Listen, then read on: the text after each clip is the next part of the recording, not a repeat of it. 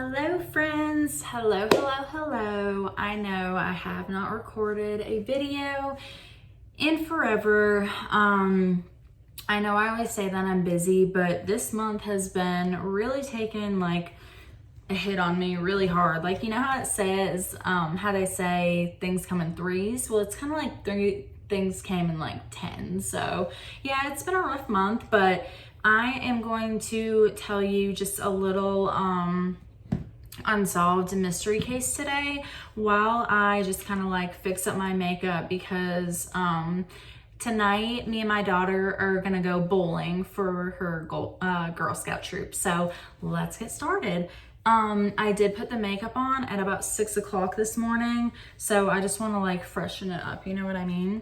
So today, I decided to do an unsolved mystery case. I usually don't like to do those because they're unsolved, and I like when the family gets justice, and you know what I mean? Because if anything like that happened, I know that I would do anything I could to get justice for that person. But today we're gonna be talking about Kalecia Williams. She was a 16-year-old girl who was murdered while recording what would be her last TikTok video. This story takes place in Atlanta, Georgia. And hold on, well, in Atlanta, Georgia. And this obviously gained, you know, national news following the death of such a young girl in the year of 2020. Kalecia Williams was only 16 years old when she passed away, which is so sad. And she was, you know, she was only 16, first of all, when she got this invitation to this party that was supposed to be held at an Airbnb. It was supposed to be chaperoned by parents. Like there was supposed to be parents there, chaperones, everybody that could, you know, just a bunch of, it was supposed to be really safe. They said that they had done it the year before and, you know, kind of convinced Kalecia's parents that she would be completely safe and just, you know, nothing bad would happen. So like I said, that the event would be chaperoned by adults. Kalecia's stepfather named Ronnie said that he was kind of pushing her to go only because they just came off the lockdown from COVID-19, and he felt that she should try and get out more and just, you know, since, you know, everyone was locked up, so everyone wanted to get out really bad, remember? I wish we didn't have to remember, but we do. So he was really like kind of pushing her to go and saying that she should go and hang out and spend some time with some friends from school. Her mother also said that she felt comfortable with Kalecia going since the parents, you know, said that they had done it before, it was chaperoned, and nothing had gone wrong. Everything was fine. So both of her parents actually felt really comfortable with letting her go. They even spoke to the mother who was supposed to be the chaperone. Sorry, I'm dropping all my stuff. She was supposed to be there. Her name was April Smith. And Alicia's mother agreed with her and her stepfather that she should go out and have fun, like I said before. The chaperone told Kalecia's parents that the event would take place at the Airbnb, like I said before also. And she would be responsible for everything, like I also said. So I apologize for that, but this isn't Bailey or anything, okay, y'all? I'm just winging it here. Not doing it good. I'm just kidding, but I'm trying my best. Anyways, like I said, they had already done this before. They did it with a chaperone. Everything was good. They said that they felt comfortable and that she would be responsible for everything. This made the parents feel really at ease and felt didn't feel bad about her going because they knew that she would be okay and safe. At 12:02 in the morning, Kalecia was doing a TikTok video when somebody all of a sudden like burst through the door. She was in like a separate room doing the TikTok video, and actually when I edit this, I'm gonna put the video of her doing her last TikTok video, which could be a trigger warning, so watch out for that, but I am going to include it just because it doesn't like show anything happening. It just shows her dancing, you know what I mean? So when someone suddenly entered the room without knowing, she was so shocked and afraid, and then stopped filming her video. That's when the sound of gunshots could be heard from her room, you know, minutes later. And that's when partygoers had no idea what had happened. And it kind of turned into like a, you know, like everyone started freaking out, like really bad. And I would be too. So 2 guys found her in the hotel room, and they started freaking out and they didn't know what to do. So they carried her to the elevator, and at 12:27 a.m., the authorities had been notified about her early disturbance at the Hyatt Regency, which is where they ended up staying after all. They did not go to the B&B. They went to a Hyatt Regency. After they arrived, the cops went to check on Kalecia, and that's when they didn't see her breathing and couldn't find a pulse at all. She was transferred to the hospital where she stayed for some time, and they tried to, you know, get her, you know, save her life and all of that. But unfortunately they were successful in doing so, and she was pronounced dead at the hospital. Kalecia's parents actually called the chaperone just to check, you know, be like, is my daughter okay? How's everything going? How's the party going? Things like that.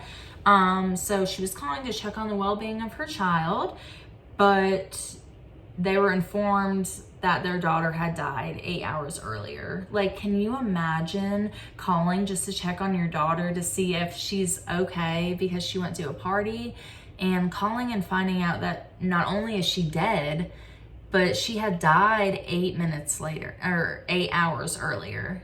It's just, that's so insane to me. I would be livid. I mean, I would be so mad. It was such a shock to them that this had happened, obviously, and they were so mad because, you know, the chaperone obviously wasn't doing their job when they said that they would look after her and watch her and do everything that they could to keep her safe.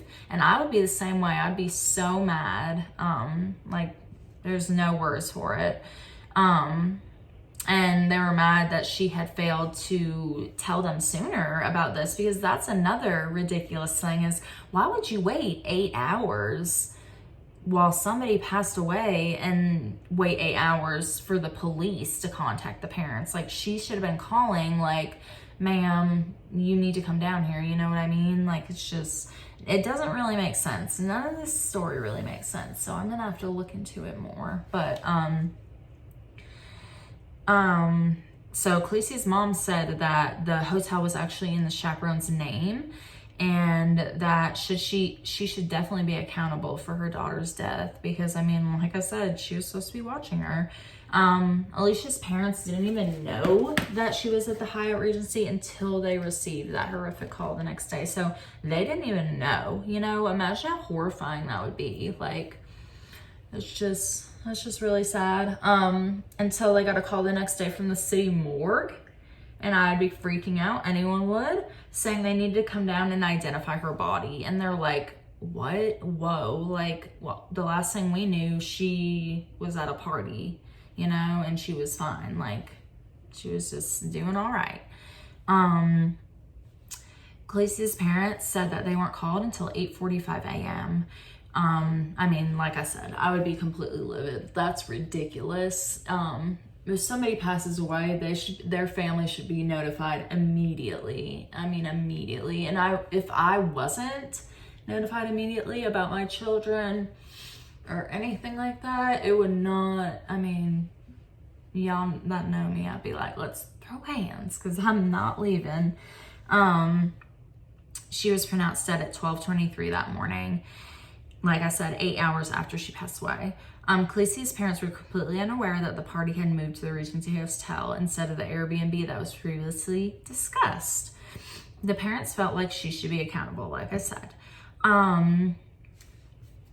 her parents only allowed Kalecia to attend the party on the assurance that the chaperone would look after her and make sure that everyone was okay.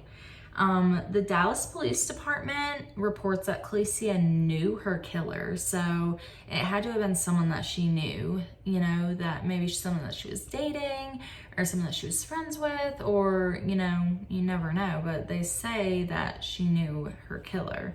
The parents of Kalecia just want justice for their daughter, and that's it. They want justice, and that's all that I would want. I wouldn't want $1 million. I wouldn't want anything. I would just want to know where my daughter was, want to know what happened, and that's it. They are trying right now, this is Unsolved, like I said, they're trying to still get a hold of camera footage. They're trying to get a hold of more evidence, stuff like that. Her parents just want to know what happened after she made that last horrible TikTok video, sorry.